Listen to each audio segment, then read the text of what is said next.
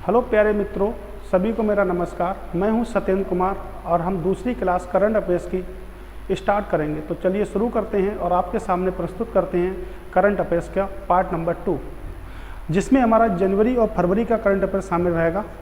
तो पहले क्वेश्चन की तरफ आते हैं कि 1 जनवरी 2023 को किस देश ने यूरो को अपनी मुद्रा के रूप में अपनाया है। पहला ऑप्शन है आपका साइप्रस, दूसरा है माल्टा, तीसरा है क्रोएशिया, चौथा है आपका स्पेन। तो इसका सही आंसर जो होगा वो हमारा होगा क्रोएशिया। तो क्रोएशिया की अगर हम बात करेंगे तो क्रोएशिया की कैपिटल है आपकी जाग्रेब, और अब क्रोएशिया ने अपनी मुद्रा यूरो को अपना लिया है। बट हम अगर और भी अंदर की बात करेंगे तो क्रोएशिया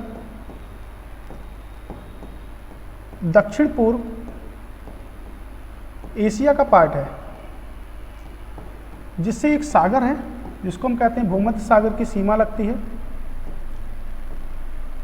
और जो हमारा भूमध्य सागर किस महासागर में पड़ेगा, तो ये पड़ेगा आपका अटलांटिक महासागर में। अटलांटिक महासागर में। अब अगर कोई क्वेश्चन पूछता है कि भूमध्य सागर अपनी सीमा कितने देशों के साथ बनाता है, तो हम कह सकते हैं कि भूमध्य सागर अपनी सीमा को 21 देशों के साथ स्पर्श करता है। 21 देशों के साथ स्पर्श करता है, जिसमें आपका साइप्रस शामिल है, माल्टा भी शामिल है, क्रोएशिया भी शामिल है, और आपका स्पेन भी शामिल है। यानी कि जो भी हमारे चारों ऑप्शन में थे वो सभी आपके शामिल हैं। उसके बाद में इटली हो गया आपका, फ्रांस हो गया, इजराइल, लीबिया, ऐसे 21 देशों को शामिल किया गया है आपके भूमध्य सागर में। तो भूमध्य सागर से 21 देशों की सीमा आपकी लगती है। चलते हैं दूसरे क्वेश्चन की तरफ। दूसरा क्वेश्चन है हमारा कि चर्चा में रहा गंगा विलास की सही व्याख्या कौन करता है। एक पनडुब्बी है, एक अंतरिक्ष है, एक रिवर क्रूज है। क्रूज को सही करते हैं, एक रिवर क्रूज है, उपयुक्त में कोई नहीं। तो इसका जो सही आंसर होगा वो होगा आपका एक रिवर क्रूज है। बात कर लेते हैं गंगा विलास की। तो गंगा विलास जो है वो विश्व का सबसे बड़ा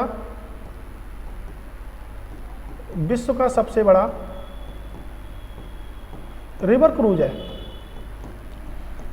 विश्व का सबसे बड़ा रिवर क्रूज है, जो भारत के 5 राज्यों से होकर गुजरेगा, 5 स्टेट से होकर गुजरेगा, जिसमें पहला स्टेट है आपका यूपी, दूसरा है आपका बिहार, फिर झारखंड से भी गुजरेगा, पश्चिम बंगाल से भी गुजरेगा,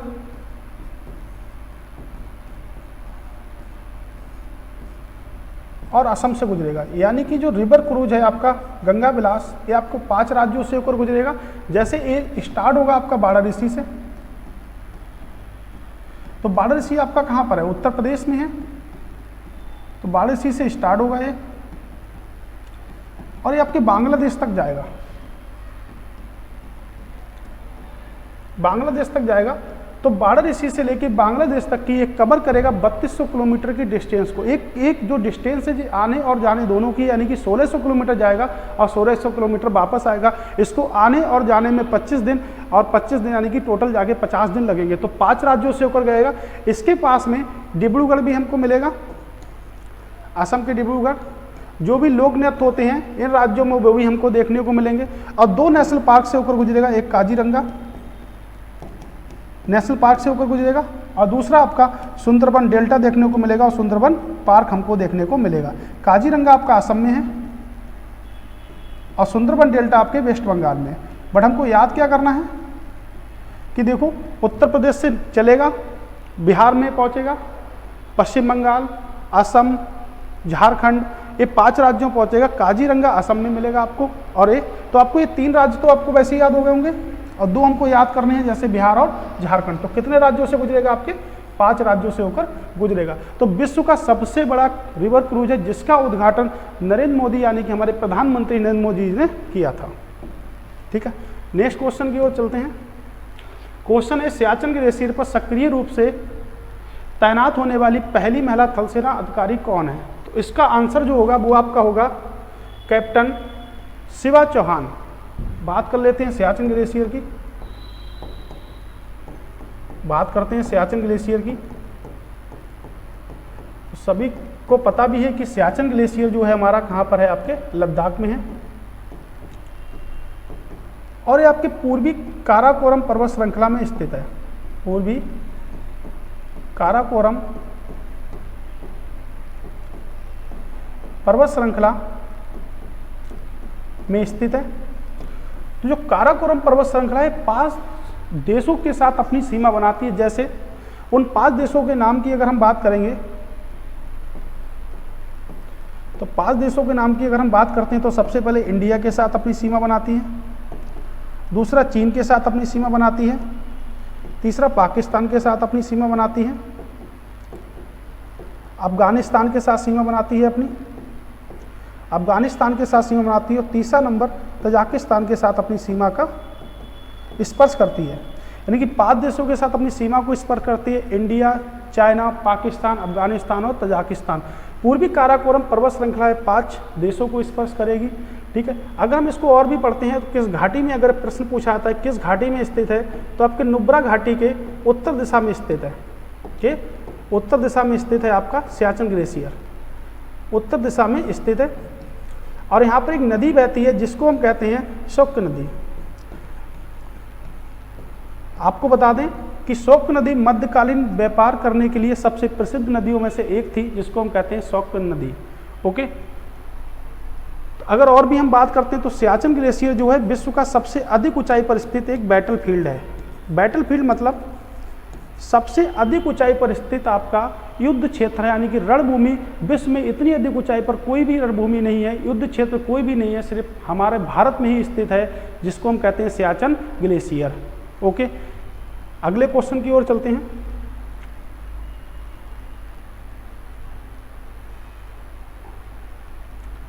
अगला क्वेश्चन है हमारा, संयुक्त राष्ट्र ने किस वर्ष को मोटा अनाज वर्ष घोषित किया है? 2022, 2023, 2024, 2025। अगर हम आंसर की बात करेंगे तो आंसर होगा हमारा 2023।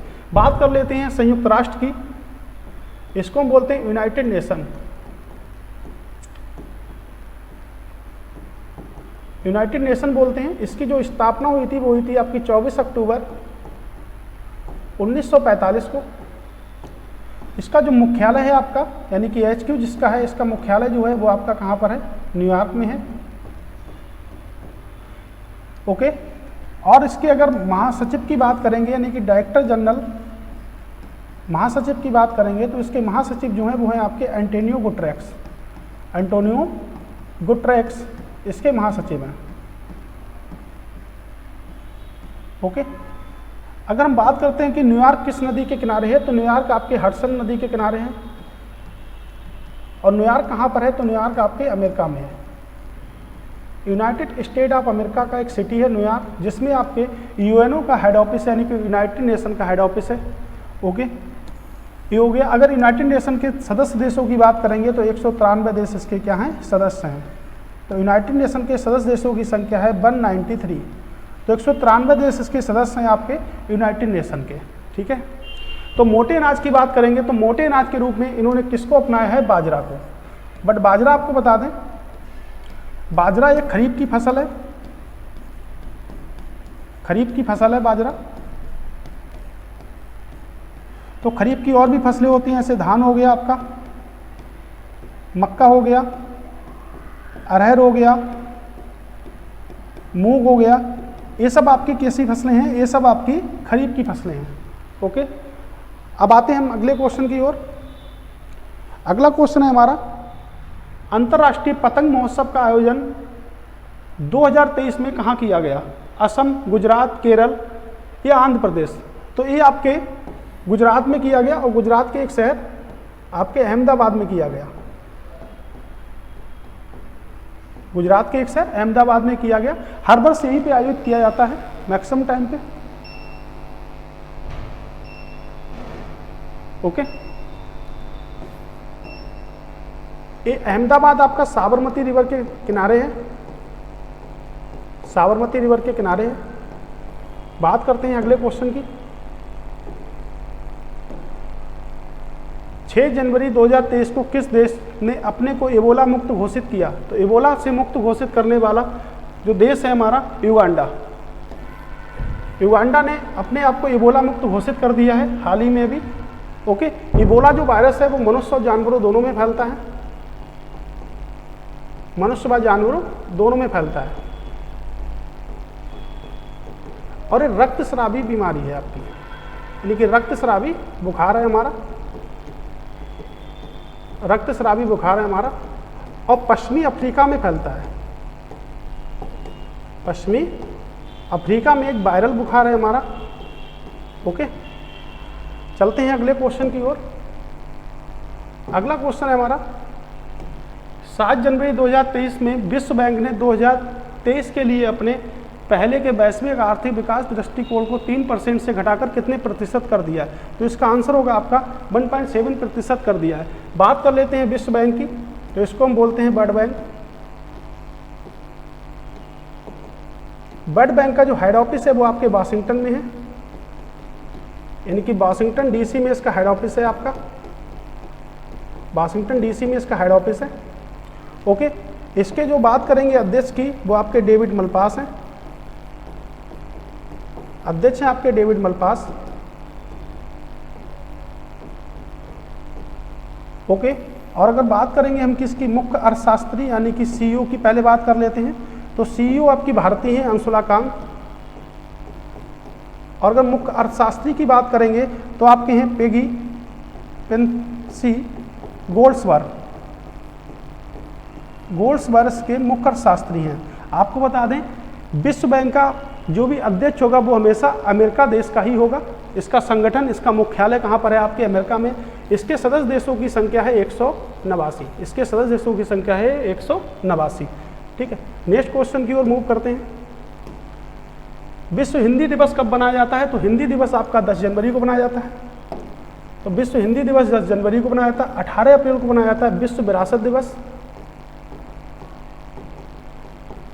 विश्व विरासत दिवस मनाया जाता है 18 अप्रैल को। 21 अप्रैल को मनाता है civil service day, civil service day. और 24 अप्रैल को मनाते हैं पंचायती राज डे, पंचायती राज व्यवस्था दिवस मनाते हैं। ओके, नेक्स्ट क्वेश्चन की ओर चलते हैं। भारत का कौन सा जिला संविधान का पहला साक्षर जिला बना है? तो आपका वायनाड बना है, ये आपके केरल में स्थित है। और केरल में मैंने आपको बताया था, सॉरी ये गलत हो गया, ये वायनाड नहीं है, ये आपका कोल्लम जिला है। तो कोल्लम जिला जो होगा वो आपका बना है, भारत का पहला संविधान साक्षर जिला बना है। बात कर लेते हैं कोल्लम में। तो कोल्लम में एक झील है जिसको हम कहते हैं अष्टमुडी, अष्टमुडी झील है, जो केरल की दूसरी सबसे बड़ी झील है, जो केरल की दूसरी सबसे बड़ी झील है। और यही केरल में एक झील है जिसको हम कहते हैं वेमनाथ झील। वेमनाथ झील जो है वो आपकी केरल की सबसे बड़ी झील है। तो केरल में 2 झीलें हैं जो इंपॉर्टेंट हैं, एक तो आपकी अष्टमुडी जो केरल की दूसरी सबसे बड़ी झील है, और एक आपकी वेमनाथ जो केरल की सबसे बड़ी झील है आपके। ठीक, अगले क्वेश्चन की ओर मूव करते हैं और नया क्वेश्चन आते हैं। क्वेश्चन है आपका साइक्लोन फर्स्ट भारत और किस देश के साथ संयुक्त अभ्यास है? इसका आंसर होगा आपका मिस्र के साथ। बात कर लेते हैं मिस्र की। तो मिस्र की जो कैपिटल है वो है आपकी काहिरा, और मुद्रा जो है वो आपकी है पाउंड। मिस्र में जो भाषा बोली जाती है वो बोली जाती है आपकी अरबी। ओके, मिस्र की बात अगर हम करते हैं यहाँ से, तो मिस्र की अगर मैपिंग कर लेते हैं एक बार में, तो यहाँ पे आपकी दक्षिण दिशा सूडान से मिल रही है, और यहाँ आपकी लीबिया से मिल रही है। यहाँ पे आपके भूमध्य सागर है उत्तर में, मिस्र के उत्तर में भूमध्य सागर है। और बात करेंगे पूरब में तो लाल सागर है। तो आपकी जो सीमा मिल रही है, पश्चिम में लीबिया, दक्षिण में सूडान, भूमध्य सागर से मिल रही है। और पूरब में लाल सागर से मिल रही है। अगर हम ओवरऑल बात करें तो इन दो सागरों को जोड़ने वाली एक नहर है जिसको हम कहते हैं सुएज नहर। सुएज नहर इन दो सागरों को जोड़ती है, जो एशिया व अफ्रीका महाद्वीप में जब आती है तो इन दो सागरों को जोड़ती है, अफ्रीका और एशिया महाद्वीप में। ओके, तो भूमध्य सागर और लाल सागर को जोड़ने वाली जो नहर है वो है हमारी सुएज नहर, और सुएज नहर दो महाद्वीपों में बहती है, एक तो आपके अफ्रीका महाद्वीप और एक आपके एशिया महाद्वीप। ओके, तो हमारी ये क्लास यहाँ पे समाप्त होती है। कल मिलेंगे हम फिर से अच्छे क्वेश्चनों के साथ में, और कल हमारा जो होगा पार्ट 3 होगा। तो आप मेरे चैनल को, ये मेरा चैनल का नाम है, आप इसको सब्सक्राइब कर लें। ओके, और लोग